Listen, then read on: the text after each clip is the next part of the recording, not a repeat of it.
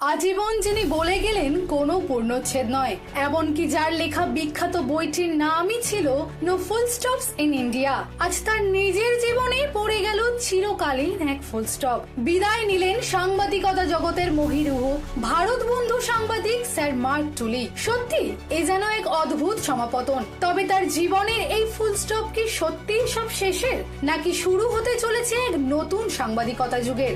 যদিও আক্ষরিক অর্থে বিশ্ব সাংবাদিকতার এক উজ্জ্বল ইতিহাসের অবসান ঘটল। 90-এর কোঠা পেরিয়েছিলেন অনেক আগেই।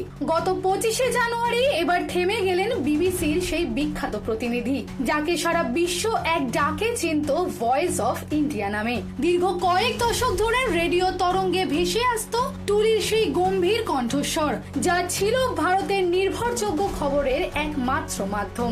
চলুন ওনার স্মৃতিতে ফিরে যাওয়া যাক ফেলে আসা দিনগুলিতে। হয়তো খুব কম মানুষই জানেন ভারতের ইতিহাসে এই জীবন্ত কিংবদন্তির জন্ম হয়েছিল আমাদের তিলোত্তমা নগরীতেই। 1935 সালে টুলি জন্মগ্রহণ করেন কলকাতার টালিগঞ্জে। ব্রিটিশ রাজত্বের সেই সময় বড় হওয়া মার্ক টুলির প্রাথমিক শিক্ষা শুরু হয়েছিল দার্জিলিং এ।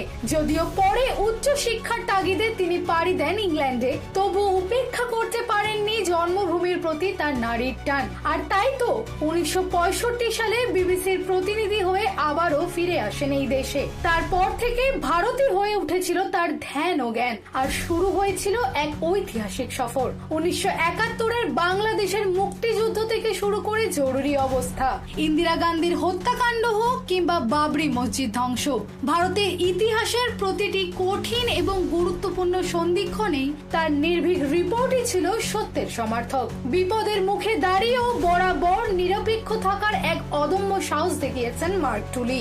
ভারতের প্রতি তার এই অসামান্য অবদানের জন্যই তিনি ভূষিত হয়েছিলেন পদ্মশ্রী ও পদ্মভূষণ সম্মানে। এমনকি ব্রিটিশ রাজ পরিবারের তরফেও তাকে সম্মানিত করা হয়েছিল knighthood উপাধিতেও।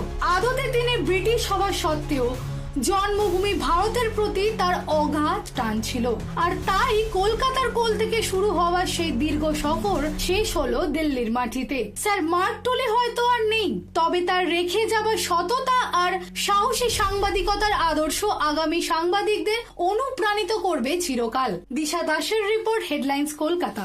Ma, there's this new Bengali matrimonial website, BearBandhan.in. It's safe, verified, and just for us. Really? देर न करें, आज ही रजिस्टर करें।